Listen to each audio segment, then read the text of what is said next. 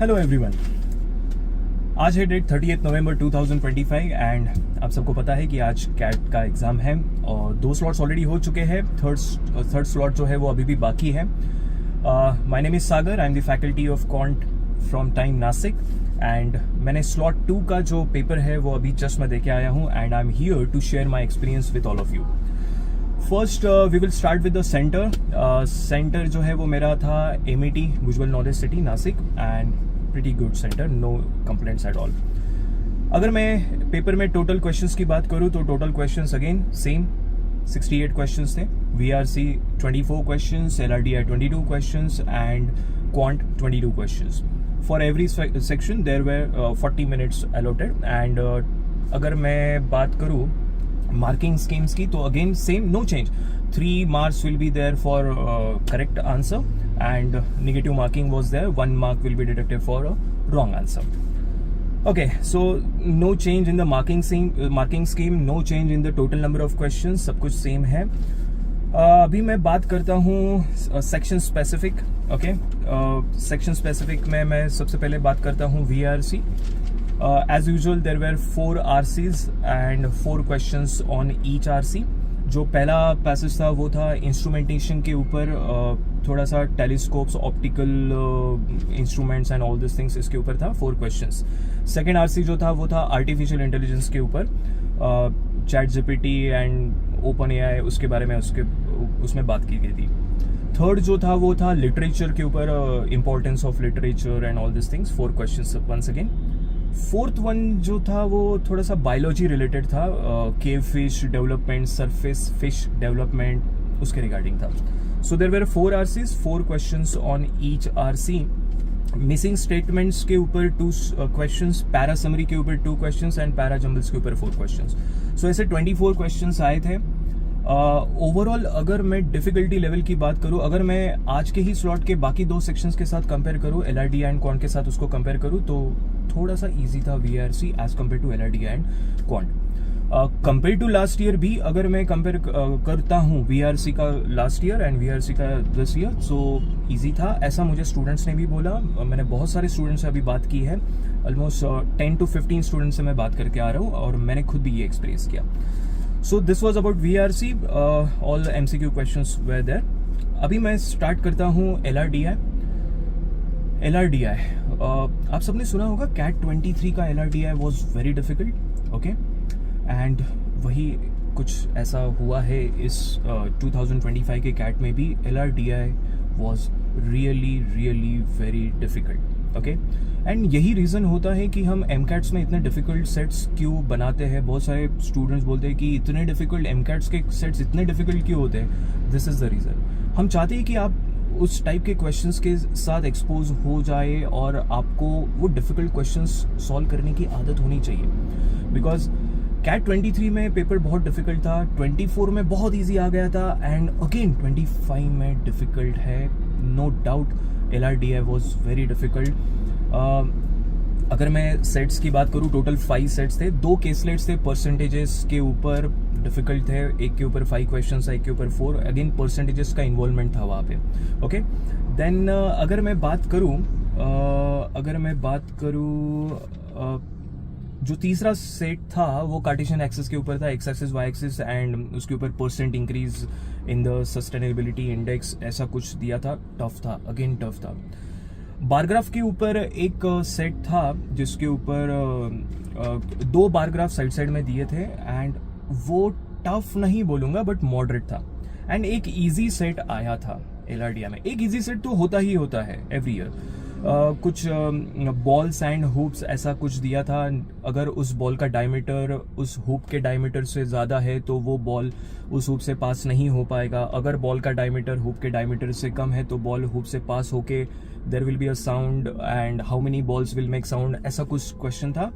अगर आपने ठीक से सॉल्व किया होगा तो वो सेट सॉल्व हुआ है। बहुत सारे स्टूडेंट्स का हुआ है, मैंने स्टूडेंट्स से बात की, यही एक सेट है जो सब स्टूडेंट्स मुझे बोले कि हाँ ये सेट तो मुझसे सॉल्व हो गया। ठीक है, सो एक इजी, एक मॉडरेट एंड 2 सेट्स बहुत ही भयंकर, ओके, बहुत डिफिकल्ट है।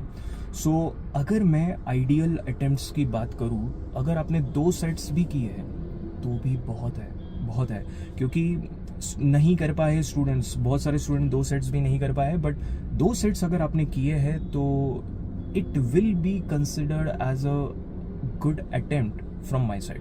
Okay, considering the difficulty level of my slot 2, 12:30 to 2:30. Okay, so there were 11 TETA questions in LRDI and remaining were of course MCQ. So 22 questions थे, 40 minutes दिए गए थे. अगर आपने 2 सेट सॉल्व किए हैं तो कोई प्रॉब्लम नहीं आना चाहिए आपको. अब मैं आता हूँ क्वांट के ऊपर again compare to last year, this year मुझे डिफिकल्ट लगा है. 2024 से अगर मैं कंपेयर करूँ 2025 का क्वांट, ये डिफिकल्ट था. 23 में जैसा डिफिकल्ट था वैसा ही कुछ difficult difficult type of questions आपको देखने को मिले हैं इस स्लॉट में. टॉपिक वाइज अगर मैं बात करूं तो नंबर्स के ऊपर ज्यादा क्वेश्चंस मुझे देखे. नंबर्स मतलब find the minimum maximum value. ये मिनिमम मैक्सिमम वर्ड्स इतनी बार दिखे हैं मुझे, 4 to 5 क्वेश्चंस में दिखे हैं कि this are the real numbers, find the minimum value of this expression, find the maximum value of this expression, ऐसे क्वेश्चंस दिखे हैं. देन अगर मैं ज्योमेट्री की बात करूं, ज्योमेट्री के ऊपर 2 क्वेश्चंस थे. टाइम एंड डिस्टेंस के ऊपर 1 क्वेश्चन था, वेरी इजी. अपस्ट्रीम डाउनस्ट्रीम उसके ऊपर क्वेश्चन था. परसेंटेजेस के ऊपर एक एकदम इजी क्वेश्चन आया है. एवरेजेस के ऊपर, प्लेन एवरेजेस के ऊपर एक, और मिक्सचर्स एलिगेशंस के ऊपर भी एक क्वेश्चन आया है. इनइक्वालिटी मॉड्यूलस के ऊपर एक क्वेश्चन है, इजी था. रेंज ढूंढना था, रियली वेरी इजी. ओके, मुझे कुछ भी डिफिकल्ट दिखा नहीं है उस क्वेश्चन में. उसमें थोड़ा सा क्वाड्रेटिक इनइक्वालिटीज को थोड़ा मिक्स किया गया था. एंड अगर आपने इवन हमारे हैंडआउट्स के क्वेश्चंस भी सॉल्व किए, बाकी बुक का कोई क्वेश्चन किया भी नहीं होगा तो भी आप ये क्वेश्चंस कर पाओगे. मैं बात कर रहा हूँ टाइम एंड डिस्टेंस, मैं बात कर रहा हूँ एवरेजेस, इनइक्वालिटीज, मॉड्यूलस. ये इतने इजी थे कि आपने ज्यादा प्रैक्टिस नहीं भी की होगी तो भी आपको ये क्वेश्चंस आ जाएंगे. प्रॉफिट एंड लॉस एक क्वेश्चन था, थोड़ा सा मॉडरेट था, इजी नहीं बोलूंगा, डिफिकल्ट भी नहीं बोलूंगा, मॉडरेट था. लॉग्स के ऊपर मुझे 2 क्वेश्चंस दिखे. एक इनडायरेक्टली लॉग के ऊपर डिपेंड था एंड एक डायरेक्टली लॉग के ऊपर आया था, जो अच्छा खासा डिफिकल्ट दिखा मुझे. टाइम एंड वर्क के ऊपर एक क्वेश्चन था, very easy. Quadratic equation, pure quadratic equation के ऊपर मुझे एक क्वेश्चन दिखा, वेरी इजी. रेशो के ऊपर एक क्वेश्चन दिखा, अगेन इजी.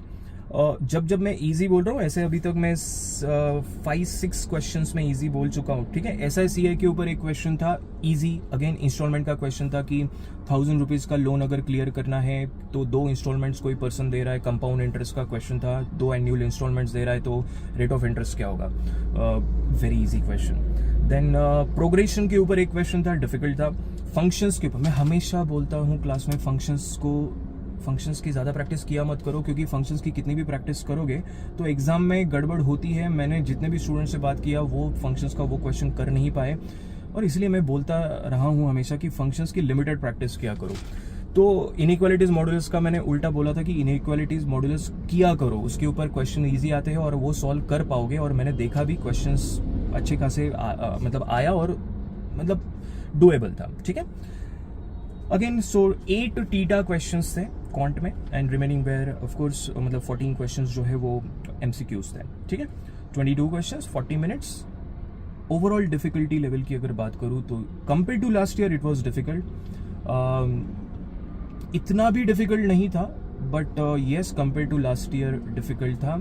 मुझे ऐसा दिखा क्वांट में 6 to 7, चलो 6 questions are very easy and बाकी के फिर गड़बड़ हो सकती है. ठीक है. मतलब आपको थोड़ा सा प्रैक्टिस लगेगी, बट ये जो 5-6 क्वेश्चंस दिखे ना मुझे, वो बहुत ही बढ़िया आए थे. मतलब किसी ने उस पर्टिकुलर चैप्टर की ज़्यादा प्रैक्टिस नहीं की होगी तो भी आप कर पाओगे. मतलब उसको हम स्ट्रेट फॉरवर्ड क्वेश्चंस बोलते हैं ना, वैसे टाइप के क्वेश्चंस थे. Ideal attempt. 22 क्वेश्चंस में से अगर आपने 12 क्वेश्चंस भी अटेम्प्ट किए हैं with decent accuracy, then it will be considered as a good attempt from my side. 12 questions. Okay. So overall paper की अगर मैं बात करूं तो अगेन ओवरऑल तीनों सेक्शंस मिला के तो ये difficult, one of the difficult paper माना जाएगा कंपेयर टू लास्ट ईयर.